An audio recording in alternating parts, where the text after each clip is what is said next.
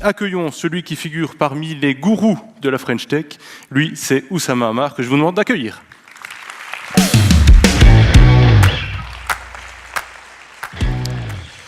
Bonjour, merci pour cette invitation. Je suis très heureux de revenir au Luxembourg. Alors, comme il a été dit, je dirige une société qui s'appelle The Family. The Family, on fait ça maintenant depuis 7 ans. On est à Londres, Paris, Berlin et Bruxelles depuis pas longtemps. On a préféré Bruxelles au Luxembourg, je suis désolé, comme première implémentation dans le coin. Depuis 7 ans, on accompagne des startups et on apprend plein de choses sur ce qui fait être entrepreneur. Et je pense que ce soir, ce qui est important pour vous, c'est que je partage avec vous les quelques leçons qu'on a apprises au cours de ces 7 dernières années. Alors, la plupart de ces leçons, elles sont contre-intuitives, au sens où souvent, elles choquent l'image qu'on se fait des entrepreneurs, et pour une raison assez simple, c'est qu'on a une vision très romantique de ce qu'est l'entrepreneuriat. L'entrepreneuriat, c'est surtout raconté par des gens qui n'ont jamais été entrepreneurs. C'est un peu une caractéristique de tout ce qui est nouveau. C'est souvent mystérieux, c'est souvent storytellé, et évidemment, c'est un peu comme la politique et les saucisses, il ne faut pas trop raconter les détails, sinon ça dégoûte. Pourtant, les startups, c'est un phénomène qui est global. Maintenant, tout le monde veut devenir entrepreneur. Moi, je l'ai vu au cours de ma vie. Quand j'avais 16 ans et que je disais à mon beau-père de l'époque que j'étais entrepreneur, il me disait « Je sais, c'est tellement dur de trouver un travail. » Et aujourd'hui, il regrette que je ne suis plus avec sa fille. Donc, il se passe des vrais changements dans la société. Tout le monde a envie que son enfant devienne entrepreneur. Les entrepreneurs ont des statuts un peu de rockstar, avec tous les excès des rockstars. Par exemple, on l'a vu avec le CEO de WeWork, qui est un feuilleton à lui-même, qui va sans doute gagner plus d'argent sur le film fait sur lui que l'EBITDA que WeWork ne générera jamais. Donc les startups, c'est mystérieux, parce que de l'extérieur, on a l'impression que c'est dirigé par des gens fous qui ne savent pas ce qu'ils font et qui prennent des décisions irrationnelles. Évidemment, le diable est dans les détails, les gens sont rarement irrationnels. Il faut juste comprendre quelle est la structure des intérêts et qu'est-ce qui amène les gens à faire des startups. Alors déjà, à la base de tout, il y a un entrepreneur et pas des idées. La vision romantique qu'on a de la startup, c'est que tout démarre avec quelqu'un qui a une idée. Alors moi, il y a ce proverbe de Picasso que j'aime beaucoup, c'est les grands artistes copient, les génies volent. Et c'est un peu la même chose avec les entrepreneurs. Les grands entrepreneurs copient, les génies volent. Au sens où, quand vous êtes entrepreneur, vous vous appropriez les idées des autres et vous en faites votre idée. Souvent, avoir une idée, c'est pas très intéressant. La réalité est toujours très dure avec les idées. La probabilité d'avoir une idée qui est juste du premier coup est pratiquement de zéro. Et de ce point de vue-là, un entrepreneur se rapproche beaucoup plus d'un artisan que d'un scientifique ou d'un chercheur ou d'un homme Eureka qui trouverait une vision et qui n'aurait plus qu'à l'appliquer. D'ailleurs, si vous regardez pourquoi on a une telle vision romantique de l'entrepreneuriat, c'est sans doute parce que le cinéma a beaucoup de mal à représenter le process entrepreneurial. Si vous regardez des films comme Le Founder ou The Social Network, ou etc., c'est toujours des gens qui écrivent des formules mathématiques sur un tableau en ayant l'air très profond et en se disant « voilà, ça va devenir un business ». Évidemment, si on montrait la vraie vie des entrepreneurs à coder 18 heures par jour en mangeant des ramen, ça serait beaucoup moins cinématographique et beaucoup moins intéressant. Alors, à la base de tout, il y a un entrepreneur et cet entrepreneur, il a des motivations. Il faut comprendre les motivations profondes de pourquoi les gens deviennent entrepreneurs. Et c'est là où, sans doute, il y a un petit conflit entre les pouvoirs publics et les entrepreneurs. Dans beaucoup de pays, les pouvoirs politiques ont commencé à être obsédés par l'entrepreneuriat, notamment en France, pays que je connais très bien, parce que c'est une bonne alternative au chômage. Entre avoir des gens qui font rien au chômage ou des gens qui font rien en tant qu'entrepreneurs, autant qu'ils soient auto-entrepreneurs. Et évidemment, cette incitation a amené beaucoup de gens à être entrepreneurs, a donné une situation où les pouvoirs publics ont pensé que aider les gens à démarrer et être entrepreneurs, c'était la chose la plus importante. De mon expérience, et la première leçon contre-intuitive de The Family, c'est que démarrer, c'est la chose la plus simple au monde. Démarrer, c'est pas quelque chose qui prend beaucoup d'énergie à un entrepreneur, parce que ça demande juste une qualité que très peu d'entrepreneurs ont, c'est le courage. Si vous avez besoin de babysitter les gens, si vous avez besoin de les tenir par la main, si vous avez besoin de leur enlever tout le risque et tout ce qui fait qu'un entrepreneur est skin in the game, eh ben déjà vous l'avez dénaturé et vous n'avez plus un entrepreneur, mais une sorte d'assisté qui ne fera jamais rien. Et alors, c'est assez prédictif, on le voit notamment en France sur les financements publics. Nous, à The Family, on tape très très dur sur les financements publics, non pas parce que les financements publics ont quelque chose de mal en soi, après tout c'est de l'argent, mais simplement parce que l'argent public a du mal à être considéré avec le même niveau de stress qu'un argent privé. Et ça fait que les entrepreneurs ont l'impression d'avoir de l'argent gratuit. C'est une expression qu'on entend très souvent en France. C'est pas très grave, c'est de l'argent de la BPI. La BPI, c'est notre banque publique d'investissement. Et en fait, ça crée un environnement dans lequel les entrepreneurs ne prennent pas au sérieux le fait que leur métier est de rendre leurs investisseurs plus riches qu'ils ne le sont déjà. Et cette incitation, ce skin in the game, est très très important à un écosystème entrepreneurial sain. Si vous voulez un écosystème entrepreneurial sain, il faut réfléchir à pourquoi les gens veulent devenir entrepreneurs. Alors, il y a deux grands moteurs qui aident les gens à devenir entrepreneurs. Il y a l'absence de choix et l'ego. D'un côté, vous avez tous les entrepreneurs qui n'ont pas trop le choix. Alors, par exemple, moi, je fais partie de cette catégorie. C'est une catégorie que je comprends assez bien. Je m'appelle Oussama, j'ai grandi à Tours. À un moment, si je voulais faire partie de l'élite, j'ai compris que ça n'allait pas passer par l'ENA. C'était pas une option viable. Donc, j'ai simplement commencé à gagner ma vie et à gagner de l'argent. Et j'ai commencé à faire des choses simplement pour être libre. Cette volonté de liberté, cette volonté de rébellion, elle a un impact culturel. On ne peut pas être un rebelle et de l'autre côté aimer remplir des dossiers.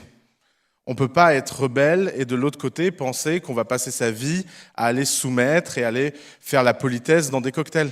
On ne peut pas être rebelle et de l'autre côté aimer tout ce que les institutions publiques et les autorités ont tendance à aimer dans l'entrepreneuriat. C'est ce que nous, à The Family, on qualifie l'entrepreneuriat bac à sable. C'est comme quand vous mettez un enfant dans un bac à sable et que vous lui dites qu'il est libre. Il est libre tant qu'il ne prend pas du sable et qu'il ne le jette pas dans la tête des parents. Dès qu'il commence à faire ça, il est un sale gosse. D'ailleurs, c'est pour ça qu'en France, on est une startup nation, on parle de la French Tech, mais par contre, on ne supporte pas les VTC. On est une startup nation, mais par contre, on a interdit la plupart des fintech. On est une startup nation, mais on ne peut pas supporter l'idée que les blockchains remplacent les banques, etc., etc. Parce que, évidemment, l'idée de startup est enthousiasmante, mais les conséquences de la startup, elles, sont beaucoup plus dures. Et pourquoi ? Parce qu'une startup, à un moment, si elle fait quelque chose d'important, si elle fait quelque chose de nécessaire, eh ben forcément, elle bute quelqu'un en chemin. Vous ne pouvez pas faire quelque chose qui change la façon dont les choses sont faites et que ça ne dérange les intérêts de personne. Le deuxième moteur pour les entrepreneurs, c'est l'ego. Alors l'ego, c'est un moteur qui est à double tranchant. Les entrepreneurs qui sont portés par l'ego, ils ont une force incroyable, c'est qu'ils mettent leur nom en jeu et ils ont envie d'être les meilleurs. C'est pour ça qu'il y a des gens qui travaillent très très dur pour être dans la liste Forbes, des 400 personnes les plus riches au monde. Vous vous doutez bien que de passer de 380 personnes les plus riches du monde à 379, ça change rien à votre niveau de vie. À moins d'être vraiment très très très très créatif, il y a un moment, l'argent, ça ne sert plus à rien. Mais en fait, il y a une force de l'ego. Être plus riche que les autres, c'est une façon plus rationnelle et objective de dire que vous êtes plus intelligent que les autres. Et cette force, elle porte le fait que des gens aient envie de travailler au-delà du nécessaire, au-delà du raisonnable, et sont prêts à mettre leur vie et leur énergie en jeu. Et c'est ce qu'on oublie souvent à propos de l'entrepreneuriat, c'est que l'entrepreneuriat est un milieu malsain. Malsain dans le sens où l'effort nécessaire à créer quelque chose de zéro dépasse très souvent de loin le prix que les gens sont prêts à payer. Et c'est finalement ça le sujet à propos de l'entrepreneuriat. À The Family, on dit « anyone can be an entrepreneur » parce que c'est l'idée que tout le monde peut devenir un entrepreneur. On ne sait jamais d'avance qui va devenir un entrepreneur, mais très peu de gens deviennent effectivement entrepreneurs parce que très très peu de gens sont prêts à payer le prix.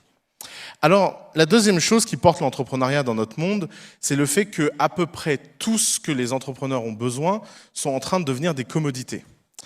Il n'y a pas si longtemps, le monde était capitaliste parce que les porteurs de capital et les porteurs de la distribution avaient un avantage comparatif par rapport aux entrepreneurs. Si vous étiez un entrepreneur au 19e siècle, vous aviez besoin des banques. Et c'est comme ça que les banques sont devenues très puissantes.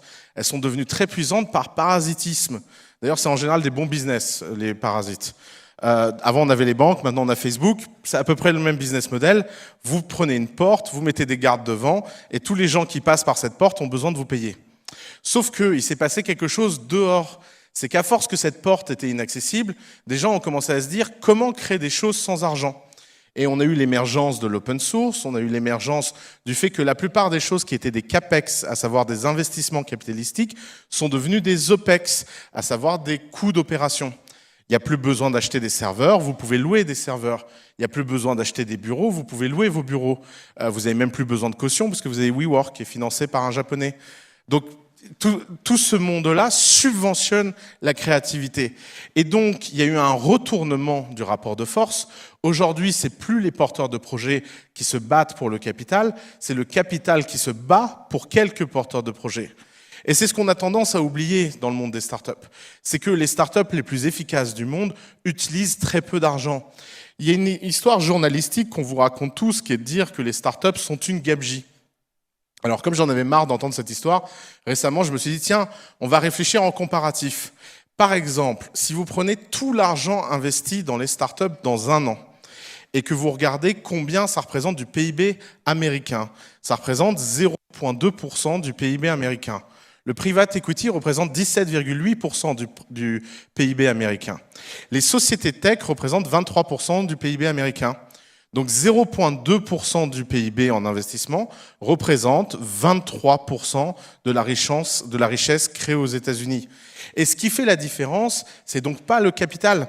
Alors évidemment, on entend que des entreprises comme Uber ou Square ou Google lèvent beaucoup d'argent.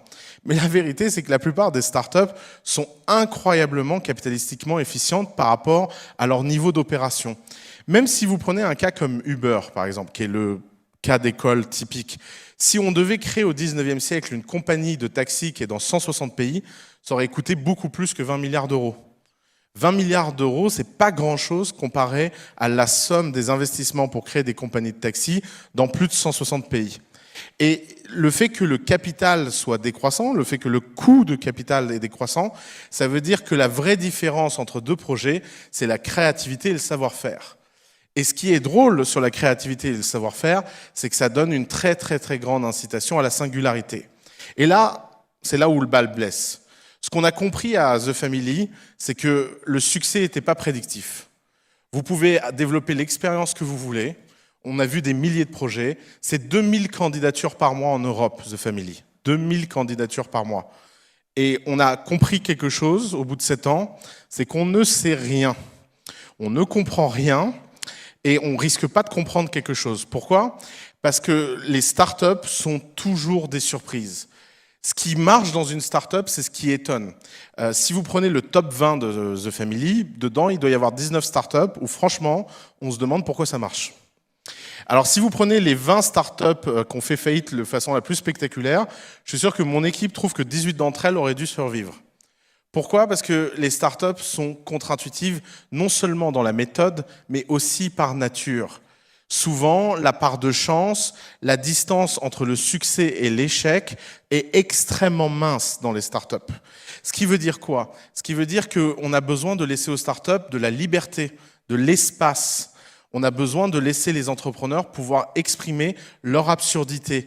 On a besoin de ne pas les juger trop vite. On a besoin de créer un environnement qui ne soit pas consensuel. En clair, un environnement qui ne fonctionne surtout pas par comité et encore moins par sélection. La seule chose qui fonctionne, c'est le test et de tester les choses les plus étonnantes pour voir comment le marché fonctionne. D'ailleurs, vous pouvez faire le test tout simplement. Moi, j'aime bien prendre l'exemple de Wikipédia. Imaginez-vous 6 mois avant l'existence de Wikipédia et quelqu'un vient vous dire et vous explique que bientôt, une encyclopédie va apparaître spontanément sur Internet. Elle va être écrite par des milliers d'amateurs gratuitement et elle sera plus fiable que n'importe quelle encyclopédie jamais créée dans l'histoire humaine. Si vous me dites « Ah oui, évidemment, c'est logique », bah, vous êtes soit menteur, soit fou, ce qui, dans les deux cas, peut aider dans les startups. Mais vous aurez beaucoup de mal à faire ce genre de prédiction de façon systématique. La seule chose qui peut faire que ce genre de phénomène ait lieu, c'est que vous créez un environnement dans lequel la liberté est la valeur fondamentale. Et pour que la liberté soit la valeur fondamentale, il faut pouvoir créer un environnement où le coût de l'expérience baisse.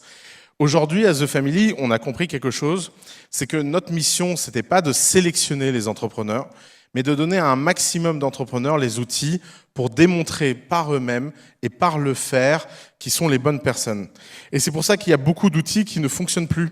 Le business plan, ça fonctionne pas parce que c'est un exercice intellectuel et c'est pas un exercice de pratique, alors que le prototypage, lui, est en train de gagner.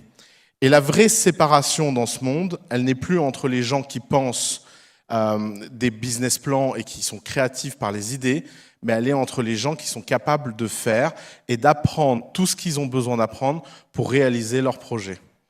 Merci beaucoup.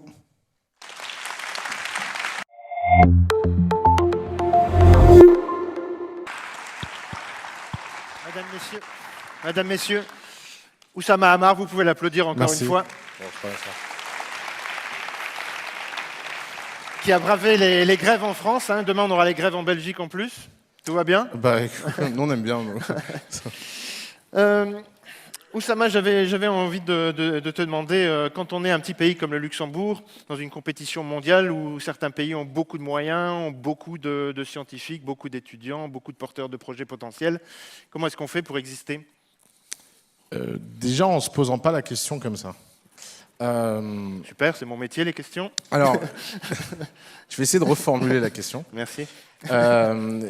Cette compétition entre qui sera la prochaine Startup Nation, c'est une compétition de losers.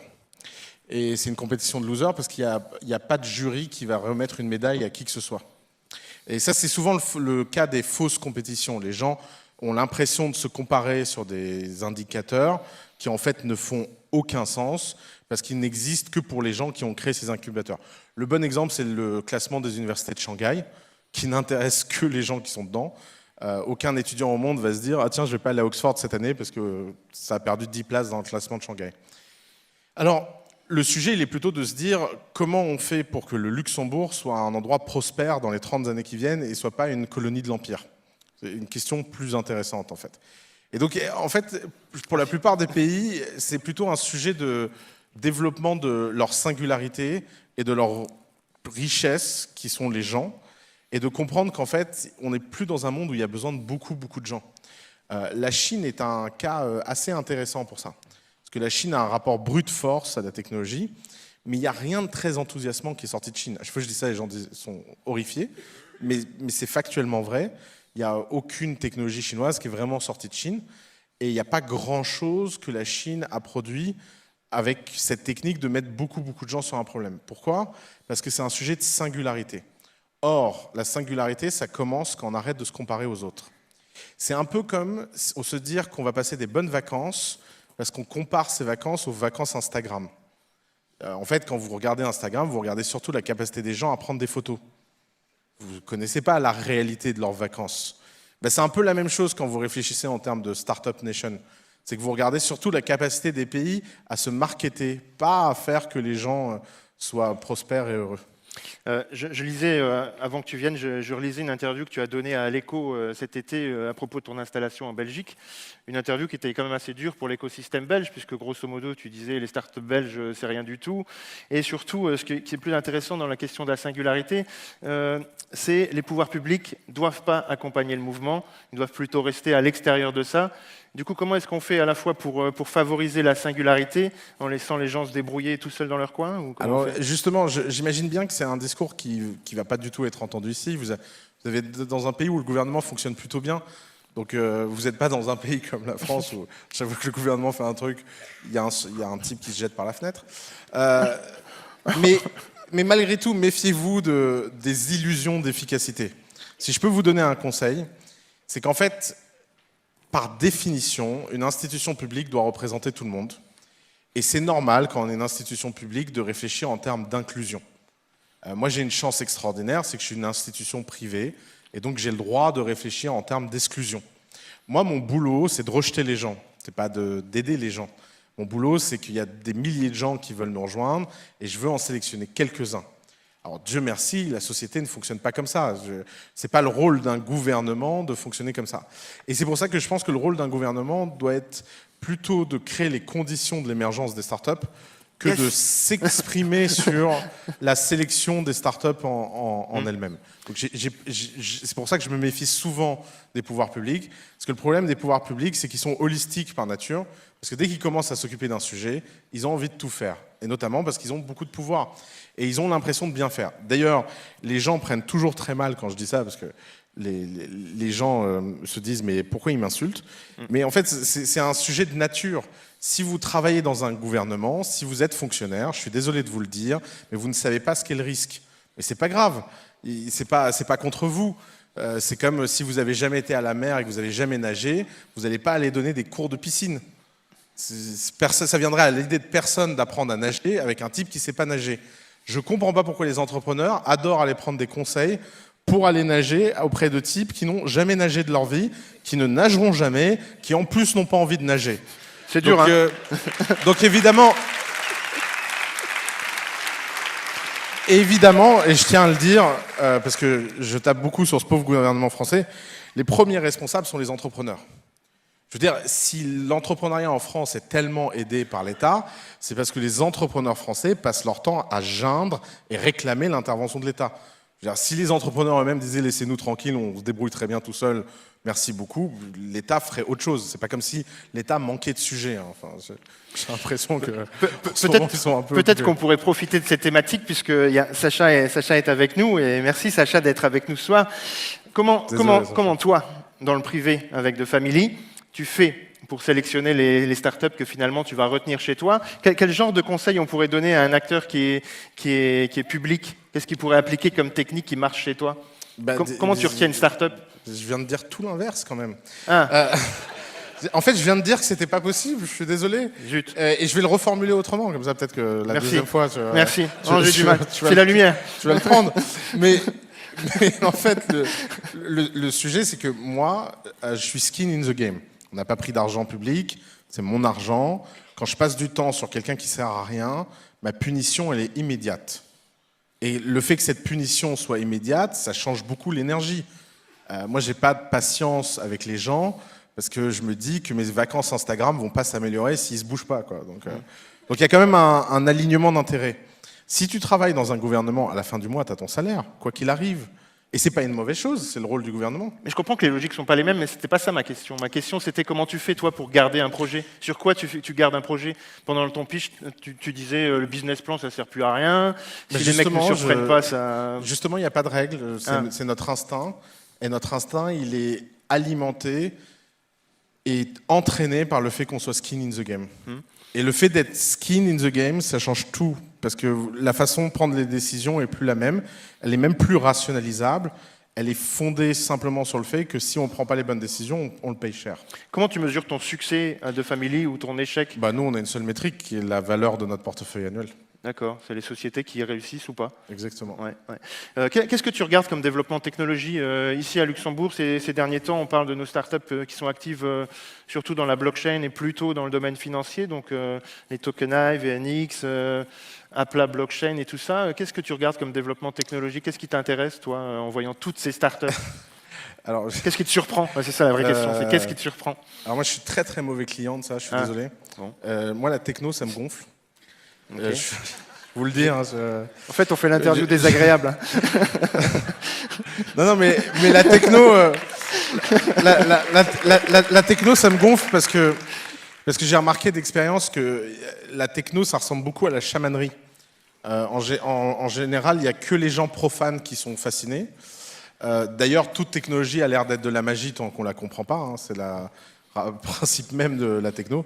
Je pense que les premiers chamans sont des mecs qui ont découvert des trucs, ils se sont mis des plumes en se disant que c'était plus sympa que d'aller expliquer ce qui se passait.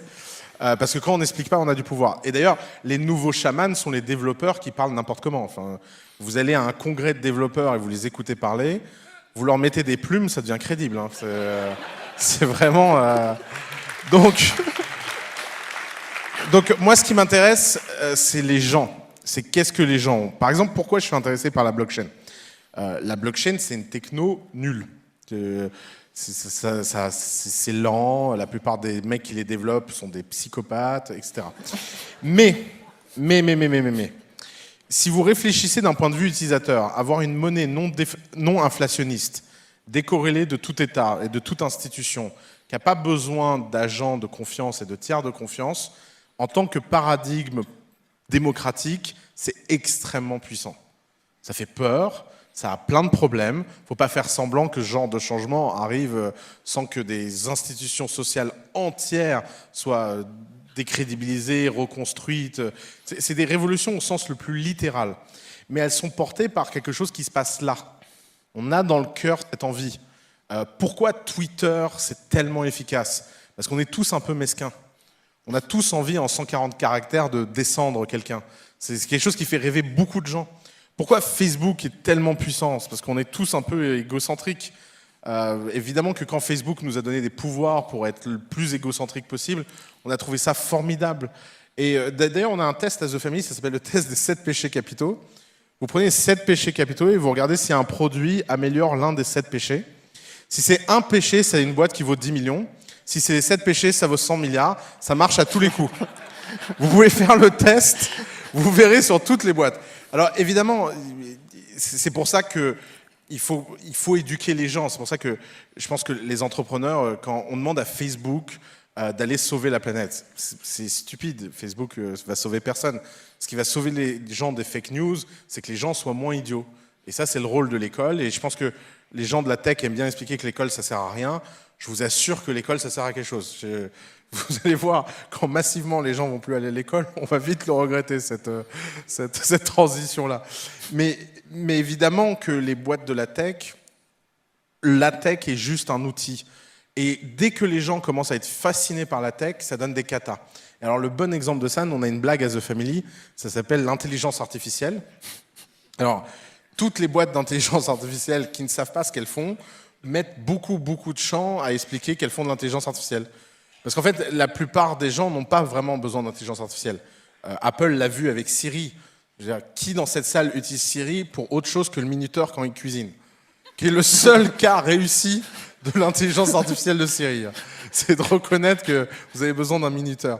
Et l'usage, c'est quelque chose qui porte. Parce que quand vous avez besoin d'un usage, c'est d'un seul coup, la techno n'est qu'une réponse à cet usage. Et donc, nous, ce qui nous obsède, c'est de vraiment comprendre la nature humaine. Moi, je pense que mon métier se rapproche beaucoup plus de regarder dans l'âme des gens et dans le cœur des gens et de voir la différence entre ce qu'ils disent et ce qu'ils font, parce qu'on est tous hypocrites, on a tous envie de croire qu'on est quelqu'un d'autre que qui on est réellement. Et mon métier, c'est de voir qui sont les gens réellement et de trouver des technologies qui les aident à être un peu plus eux-mêmes.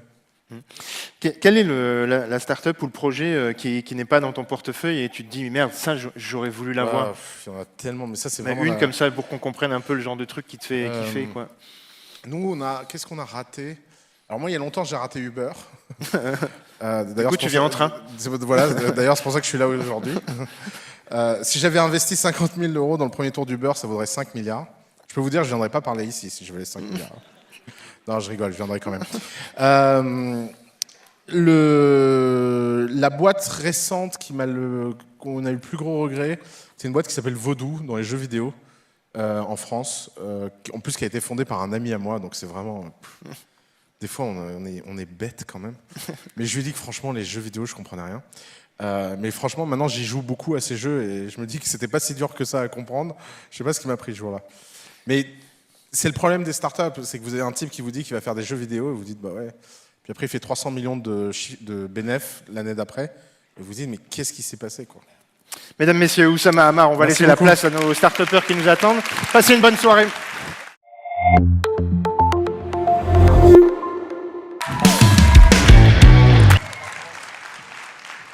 Good afternoon, everyone. My name is Ilana De Villers, and I'm the founder of F4A. So food waste, a triple threat for the environment, the economy, and society. Did you actually know that we are spending more than 900 billion directly in a bin per year? And that on the other hand, we have a growing community of people that cannot even eat on a daily basis? Don't you think it's alarming? Well, this is why we have decided to tackle mass consumption to transform it into qualitative consumption on a supermarket level. They generate more than 700,000 billions of revenues per year and are necessary to eat on a daily basis. So here it is, F4A, a 360 tech-degree solution fighting food waste on a supermarket level, enabling full digitalization. So the question is, what is our mission? We have a B2B2C mission. On one hand, we provide a software for stock optimization and increase the profitability of square meters. On the other hand, we offer a free app, your best friend, to grocery shop on a daily basis. So the software, based on artificial intelligence, sorry for that, we are enabling to cut all the costs for supermarket by providing direct sales, see the consumer pass, CSR reports, and all of great features. The other hand is an app that is free for consumers to download. One app downloaded equals one tree planted. Please download the app tonight.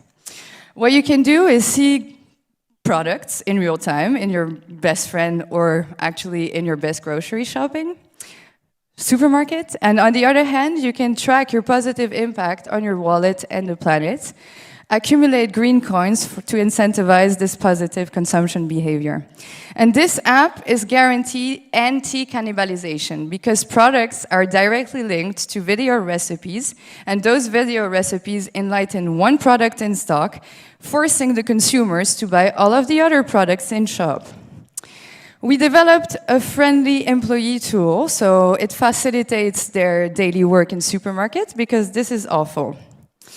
And from dream to reality, yes, it is reality. We have over 1,100 consumers with a track record of 80% of sales in shop.